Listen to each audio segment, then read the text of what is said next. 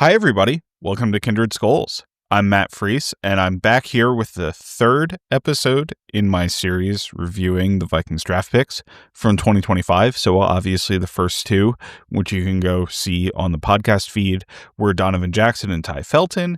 And this one's going to be on Tyrion Ingram-Dawkins, the Vikings' fifth round pick. I believe it was early fifth round. He was 139 overall.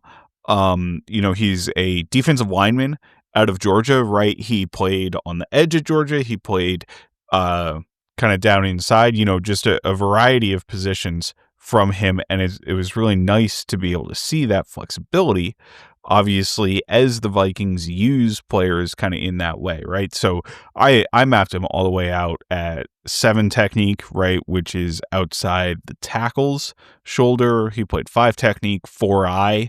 5 technique and 4 eye are where I would say he played most commonly, right? So 5 technique is heads up on the tackle and 4 eyes on the inside shoulder, or at defensive tackle where he's playing, I guess 4 eye counts for a defensive tackle somewhat as well. It's certainly the way the Vikings use their defensive tackles. Like Jonathan Bullard would have been a 4 eye a ton last year. Jerry Tillery was 4 eye a ton last year.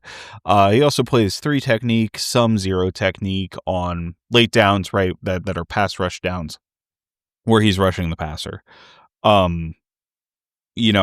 So he plays all over the line of scrimmage. I think that's something that the Vikings value in players, right? And if you look at his measurables, for some teams, he might come in as a tweener, right? He's 6'4", over 6'4", almost 6'5", but 276 pounds, right? With 33.5-inch arms. And that 276 pounds he wasn't really a dynamic rusher off the edge, right? He's not somebody you necessarily expect to beat tackles with speed at the NFL level, but at the same time, that's a bit light to play on the interior the entire time, right? So that kind of gets labeled as a tweener, where he doesn't necessarily have the pass rush potential to be a high level edge rusher, but he also doesn't have the size to play down to down on the inside, at least right now. Now he's got a big frame, right? So I think he can probably put on more weight if he wants to, but honestly, I think as a rotational piece, I like him kind of doing the in-between stuff on this defense, right? Have him out on the edge when you need a little bit more beef and run defense, and I'll get into everything he does in terms of run defense and in his pass rush game. And then on the inside, you can move him on the inside on later downs and kind of have him rush the passer from the interior, use his quickness and his explosive ability to get after the quarterback on the inside. Honestly, though, no matter how you slice it, he's a great athlete, right? If you look at the RAS testing, which, I have some gripes about how RAS looks at prospects in general, but for Ingram-Dawkins, because he did all of the testing, like he shows up really, really well, right? He's got great jumps. He jumped 36-inch in the vert, 10.04, 10 feet 4 inches in the broad jump. A 4.8 640 again is kind of where the tweener aspect comes in.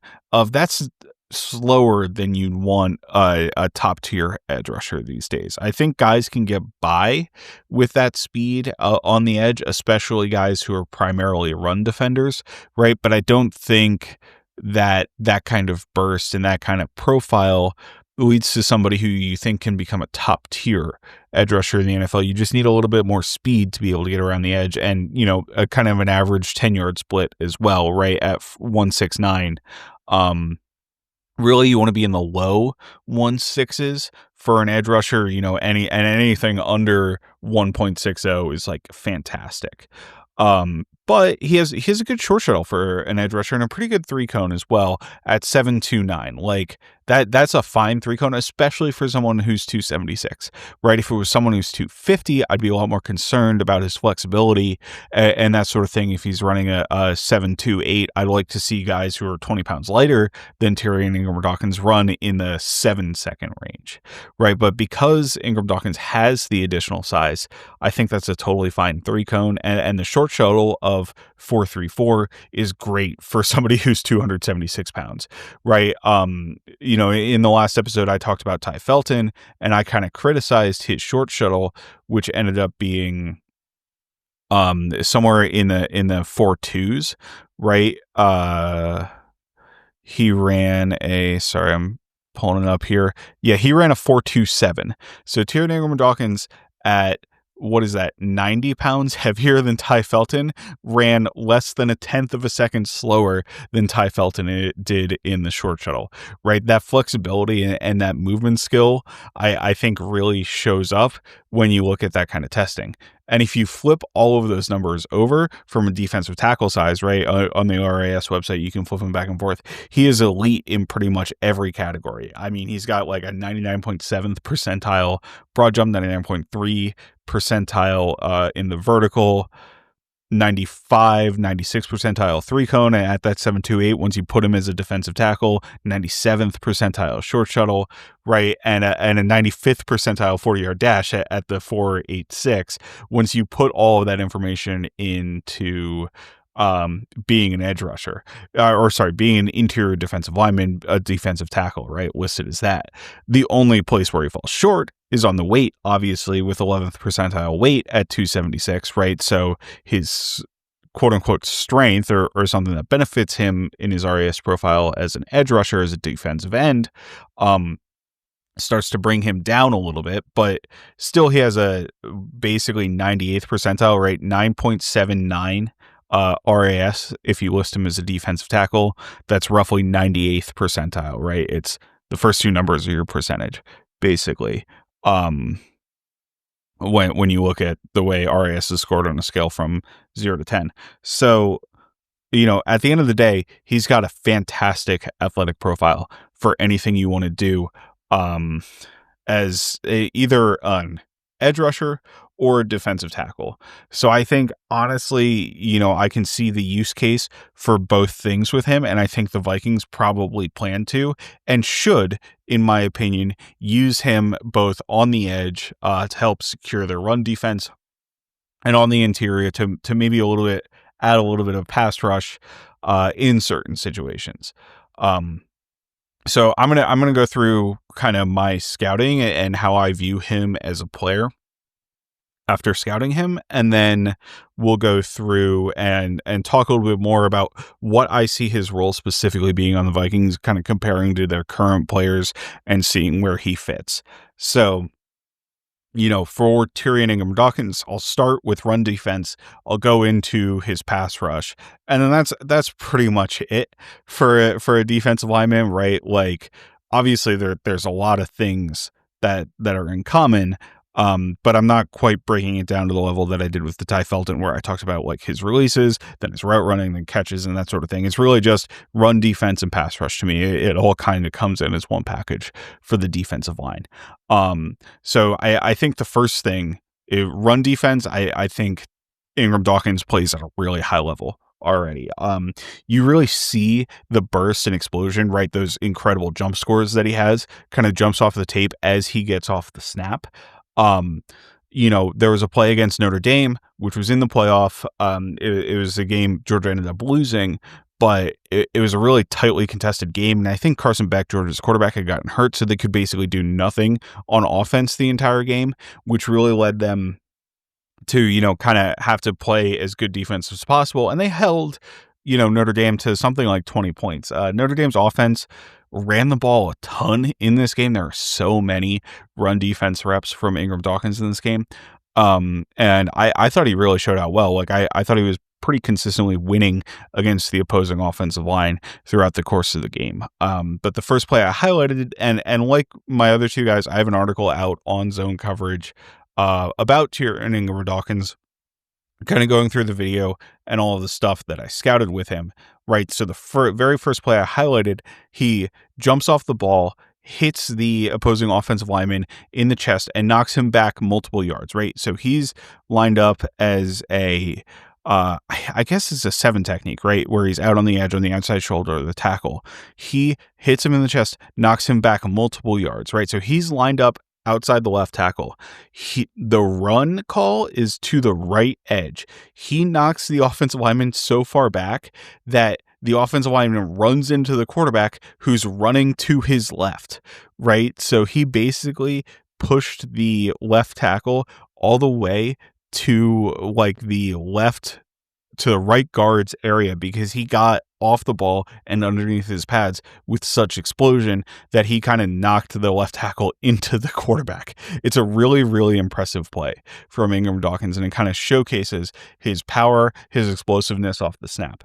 I really think that explosiveness off the snap shows up like particularly on the interior, but like on a regular basis against the run.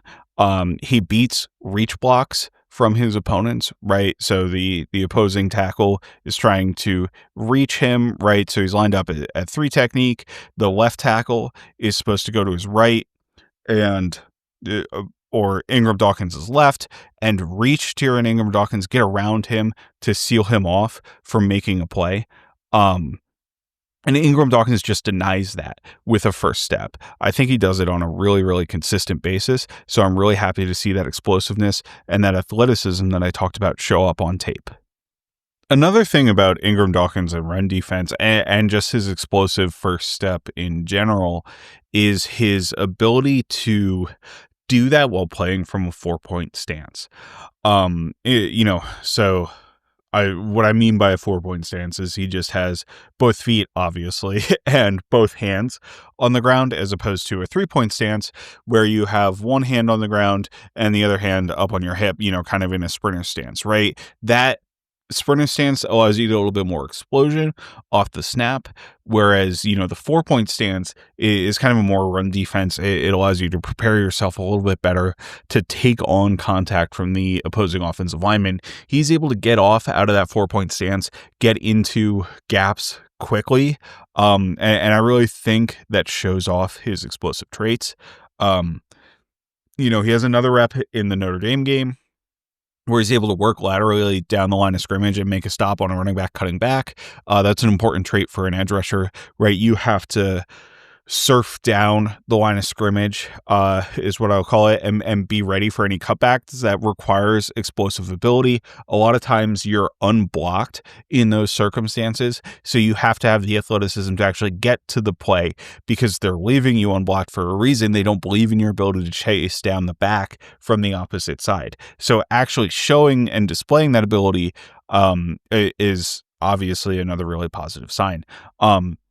I think Ingram-Dawkins has a good anchor too, right? He's got long arms, so he's able to use those to get into the chest of his opponent, and control contact and not let opposing offensive linemen drive him off the ball. He consistently stonewalled the left tackle from Notre Dame.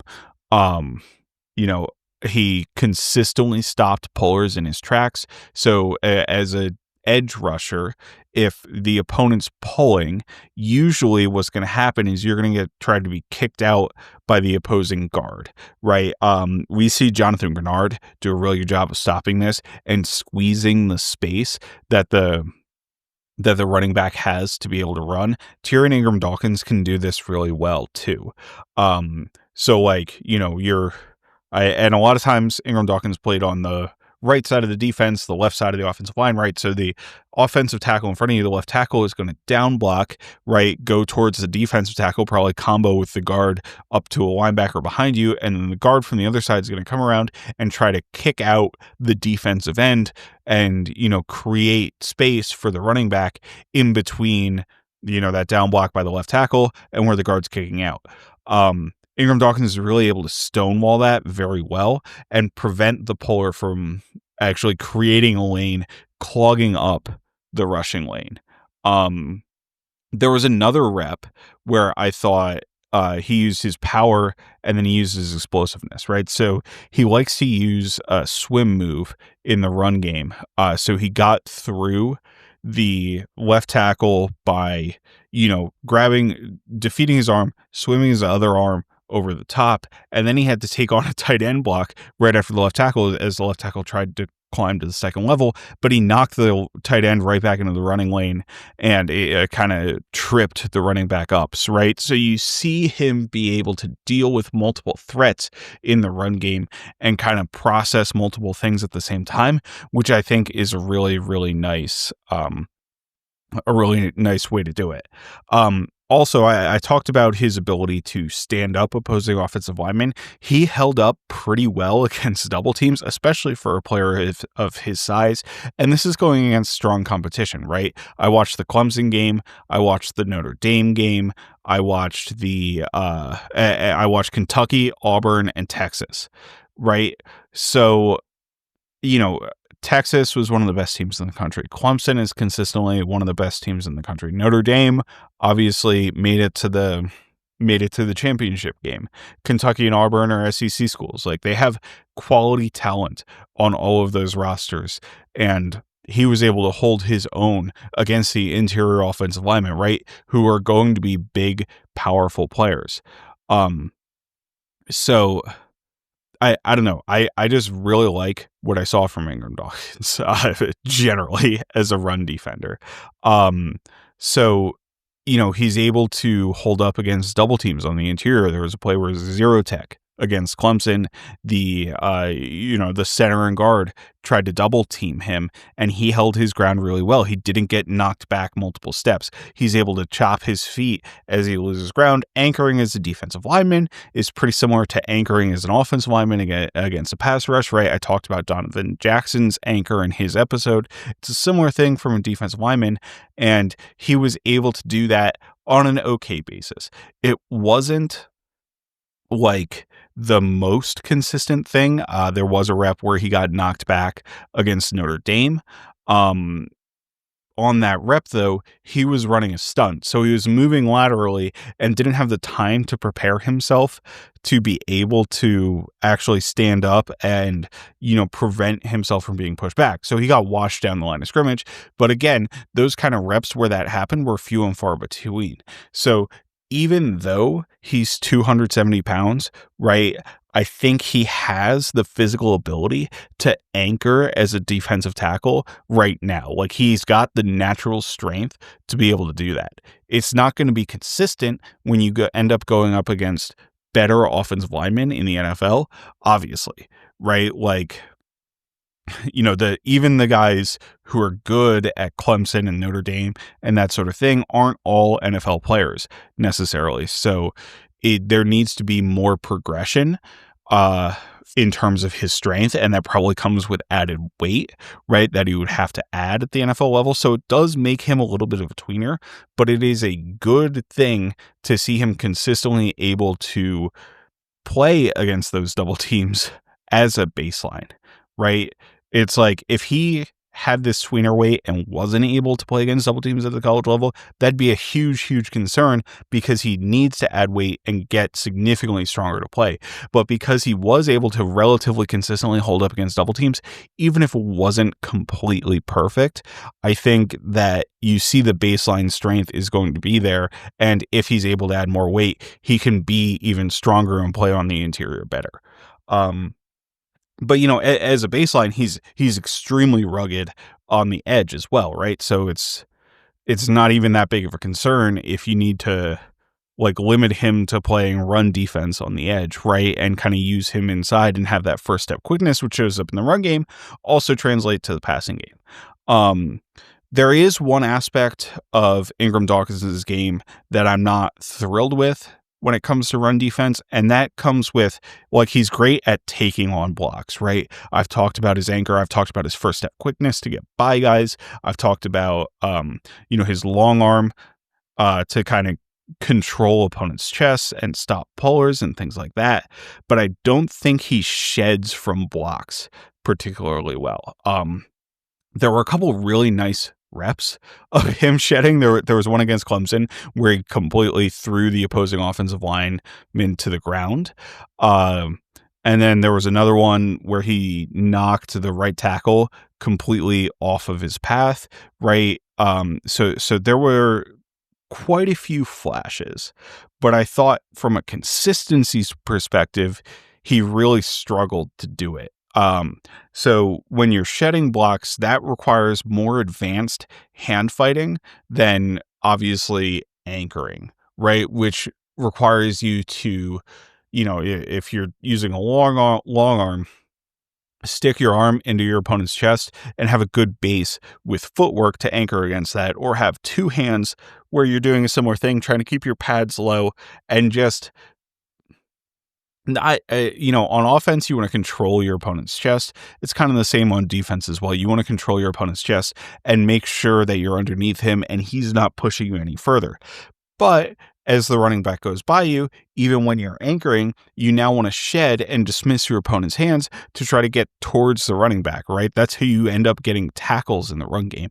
And Tyrion Ingram-Dawkins has a ton of missed tackles and had a really high missed tackle rate, I believe, if you look at his PFF stats. And I think that's because he's not able to shed consistently effectively. So he'll get like one arm out there that he's able to get on the running back and he can't bring him down, and the running back fights through that contact, where if he was able to shed and get both of his arms free, he probably ends up making the tackle, or he's still got a lineman, kind of on him and blocking him. So he really needs to develop his hands to come up with a way to start actually shedding those blocks, getting in front of the running back, and making those plays. One last quick thing on run defense that I want to hit is his ability to show effort, right? There were a couple plays on tape where it was very clearly an effort play for him, where he finishes through the whistle. There was one where the running back got downfield. He did his job on the play, held his gap, probably set the edge against the right tackle, and the running back, ran up the middle, not in his gap at all, down past him. He turns around and accelerates down the field and is the one to end up making the tackle 10 to 15 yards down the field. That kind of effort where you're following through on plays, you're on the backside of the play and you try anyway, the running back ends up cutting back and you make the tackle. Or, he's already past you and you have to chase it downfield, or there's a screen play on the other side and you're chasing that downfield. It breaks for, 20 or 30 yards, but it's not a touchdown because you chased it down and you showed the effort to run it down. That effort to me is a prerequisite for players in the NFL, right? So I guess I don't know if it's like worth points, right? But it's worth noting because the absence of that would be a concern. Or if you see plays where he's loafing and giving up and not finishing through the whistle on the rep, that becomes a concern for players, right? So definitely think he has the effort to do it, and think that overall Ingram-Dawkins is a really strong run defender. That anchor ability, that first step quickness, that explosive power that he has in his lower half, I think really are going to set him up for success defending the run in the NFL. But he still needs to develop his baseline skills in terms of the hand fighting aspect of the game, right? So he's got a good baseline. He's got great athleticism to do it. He's got great strength to do it. He needs to work on refining his hand technique to become a really good run defender at the NFL level, as opposed to somebody who can kind of just hold his own, right? And hold his gap and hold his responsibility. It doesn't matter if you're holding your responsibility if the running back's still able to run by you, right? Into the gap that you're in. So that is kind of the run defense.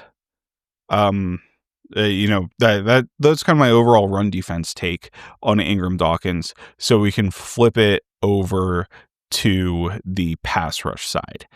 And as a pass rusher, Ingram-Dawkins was not asked to be like the primary weapon in the Georgia defense, right? Georgia had Jalen Walker. They had Mykel Williams. Both of those guys went in the first round. They had Chaz Chambliss, who the Vikings signed as the UDFA, who was more of a speed rusher, edge rush type, right? A guy going around, as opposed to Ingram-Dawkins is more 4-eye, dirty work pass rush role. They used him a lot on the interior as a pass rusher, right? Lined up at 1 technique.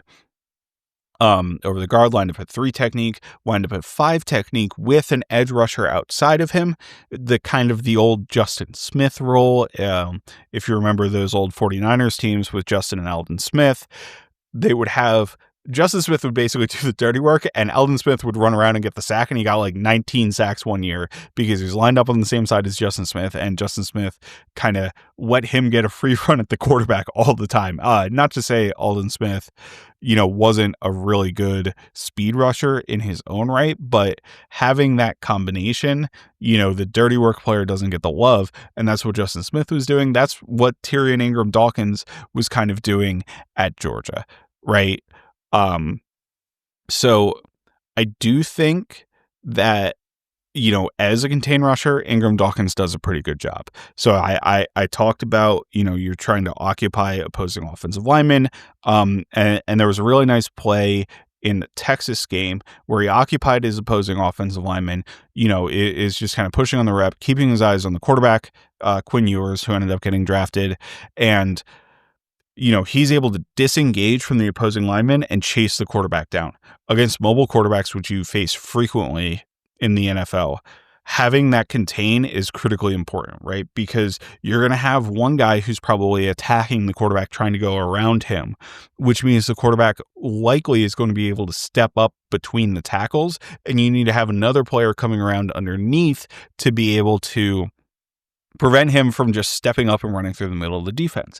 This is the problem in the 2022 Vikings had against Daniel Jones in the playoffs, where they didn't do a good job containing, right? They didn't have rush discipline with or kind of nuance with how their pass rushes were designed, because Donatel wasn't a good defensive coordinator. So they ended up allowing just all sorts of scramble lanes for Daniel Jones. The Vikings under Brian Flores have been one of the best quarterback scramble teams in the NFL because they're have really well thought out pass rush lanes. Probably the fact that they blitz all the time helps because it just limits the number of lanes that the quarterback has to run through, right? But you have to have disciplined, contained players when they are running. And I thought Tyrion Ingram-Dawkins showcased that skill pretty well. So if we move on to like actual pass rush technique, right? Because containing is nice, but we're trying to get after the quarterback when we're rushing the passer, right? Like it's just kind of obvious.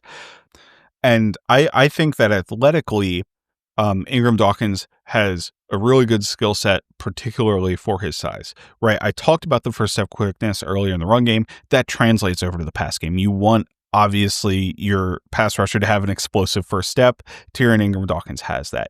I also think there's lower half flexibility and ankle flexibility to turn the corner in certain scenarios. There were a few plays where I saw him get upfield on the outside shoulder of whoever was blocking him, whether that was a guard, tackle, tight end, whoever, get upfield, put his foot on the ground, and be able to flatten out at an angle towards the quarterback, creating a pressure or flushing that guy out of the pocket, right? There was a play in the run game. It was a pin and pull play, but I really think it shows the kind of flexibility that I wanted to see, where the tight end tries to pin him and absolutely cannot.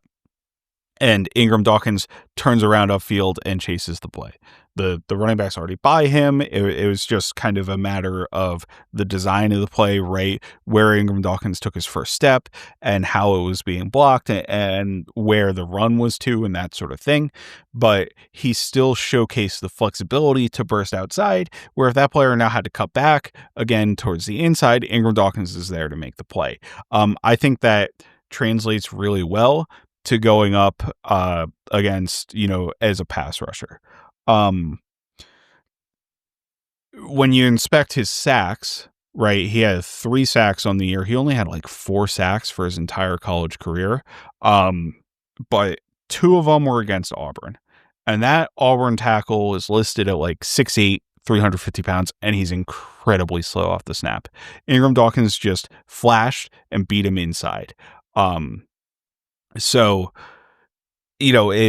it's great to see the explosiveness from those plays, but it's not really there wasn't really a lot of technique to be gleaned from him as a pass rusher. The third sack that he had was against Kentucky, and he used a spin move against the tight end. So it's probably a mistake to block this guy with tight ends. Obviously, he's a lot larger than tight ends at that, 275, 276 or whatever it is range. He'll probably be even larger at the NFL level. And that makes it really difficult with his combination of explosiveness and size for a tight end to block him, right? Because if he's able to burst up field, the tight end needs to protect against that. And then he can use an inside counter like the spin move he used against Kentucky to get inside and get to the quarterback. So that was really good to see. I thought as a pressure generator, right, he used his quick first step, and then his hands against interior blockers were probably where he was at his best, right? So there were a couple reps against Clemson where he just beats the center on his first step. He clubs the center's arms away so he can use his hands as a pass rusher to dismiss the hands from the opponent, whether that's with a swim move or just a club rip, or that sort of thing. So, as a general hand usage, I think that Ingram-Dawkins flashes some technique, but I wouldn't say he's necessarily consistently good at, right? So, like, the things you want to see from an edge rusher are the ability to win upfield and kind of around the edge. I think the explosive first step from Ingram-Dawkins is a plus in that, and he has some bend, right, to be able to turn the corner. I don't know if that's going to be necessarily a go-to him at the NFL level, where you just have some quicker players, right, and guys who are better at setting at offensive tackle and kind of getting out there, right, and have just a more effective and wider and more elongated kick step, right, to be able to close off that space from Ingram-Dawkins. When guys do that, I do think he has an inside counter, right? He's not necessarily the most powerful player in the world. Or that's not what I meant. I meant he's not the most technically refined player in the world, right? So he's got the explosive first step. He's shown flashes of how to win with an inside counter, whether that's swimming over players or, that spin move that he used against Kentucky or getting his hands into their chest. But I think too often he lets the opponent get his hand into his chest first, right? So as a defensive lineman, as an offensive lineman, your goal is to set to where your opponent is rushing and then hit them in the chest with your punch, whether that's a one-hand punch with two hand, one hand first, the other hand second, a two-hand punch, whatever your technique for hitting that player, you want to get them in the chest and get control of their chest. Usually you're grabbing the jersey there, right? And they're going to try to knock your arms off of you. They're going to try to knock your arms down on the initial punch, which is what the best pass rushers are able to do, right? They're able to win that first contact or get their hands in their opponent's chest first, in the offensive lineman's chest first.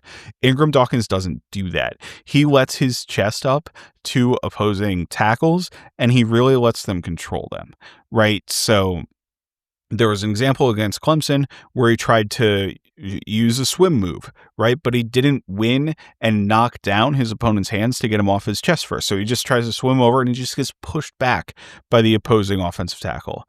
The other thing I thought was pretty interesting for him as a pass rusher, I talked about, okay, he's got this explosive first step to threaten upfield. He shows counters coming back inside, but he doesn't show counters or what's called speed to power, where you have the first step upfield, your opponent is kind of on his heels trying to catch up with you, make sure you don't run around him, and then you just stick your hand in his chest and knock him back. So if he cuts off your path, a totally valid way to rush is just through your opponent into his chest, knocking him back towards the quarterback. This is the way Jared Verse wins, right? With the Rams, he's a pure power rusher where he's able to use his explosive first step and then convert that into power where he knocks his opponent back. I talked earlier about, one of the most exciting plays I had from Ingram-Dawkins, and the first play I talked about was him knocking an opposing left tackle into a quarterback running counter the other direction. He doesn't show that strength and that ability to knock your opponent backwards on a consistent basis as a pass rusher, and I really wish he would. So I really wish he'd convert into a bull rush. He just hasn't developed that part of his game. And I think it's something he's going to need to develop as time goes on. So, as a little summary here, right? I really like where Ingram-Dawkins is at as a run defender. I think day one, you can put him on the NFL field and have him not get embarrassed as a run defender. His first step quickness is great. His anchor is great, right? So he's not going to get completely knocked around and leave wide open lanes. But what he needs to work on is disengaging from his opponent, right? As a pass rusher, it's a similar story. He shows the first step quickness.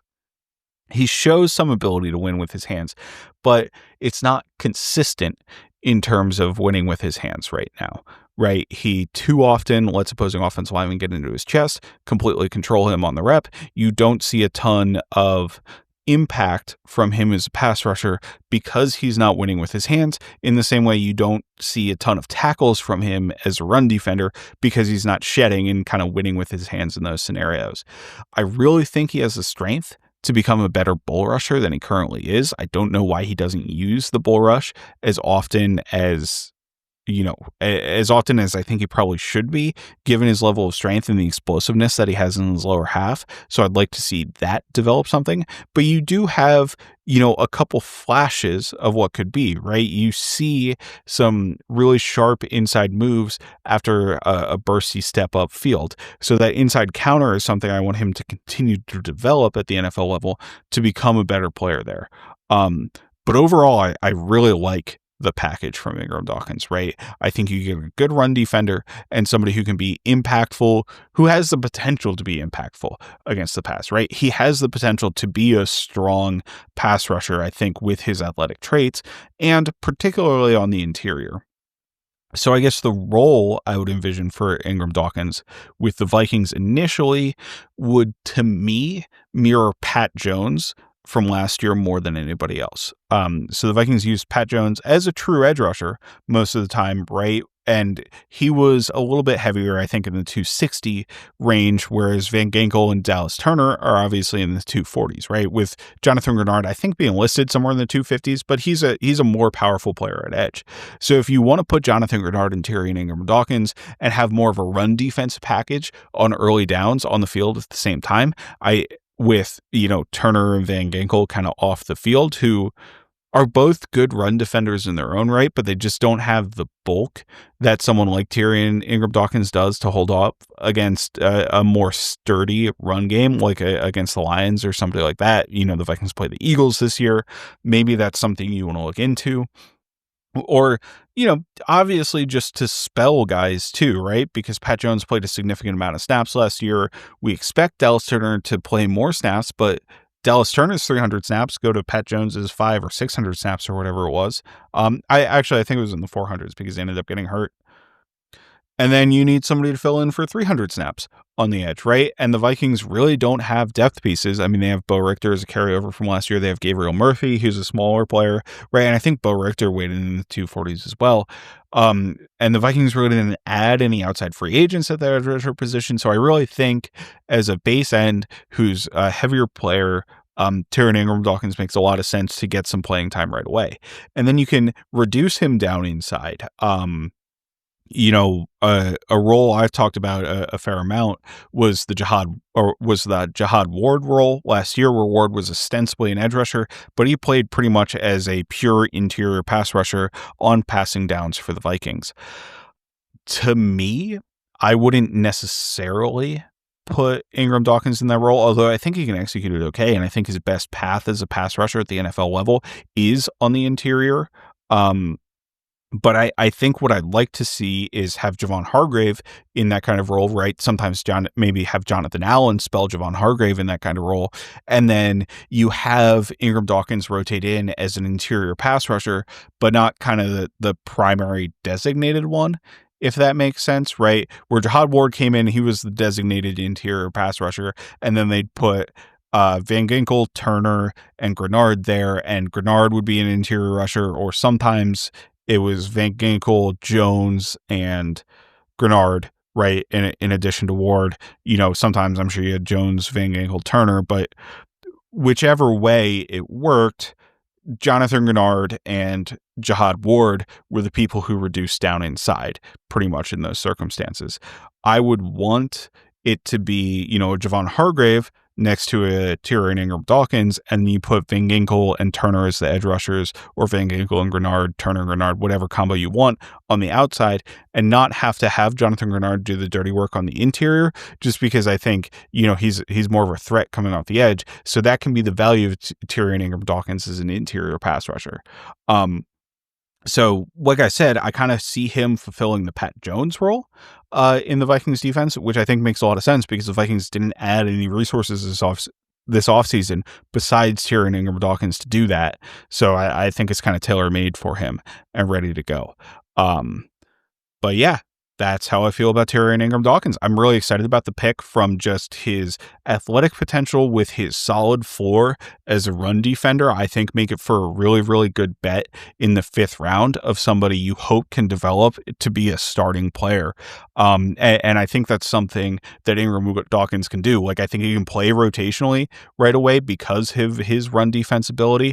And I think you hope that he then turns into kind of a dominant force, if you will, because he has all the athletic potential to do that, in my opinion. So with that, I'm going to end this episode. My name is Matt Freese. You can find me at Fries Football on BlueSky. You can find my co-host, Nick Olson, at Nick Olson NFL. You can find the podcast at Kindred Skulls on Twitter, also on BlueSky. We're available on Apple, Spotify, wherever you hear podcasts, also available on YouTube. And with that, Skull Vikings. Free audio post-production by alphonic.com.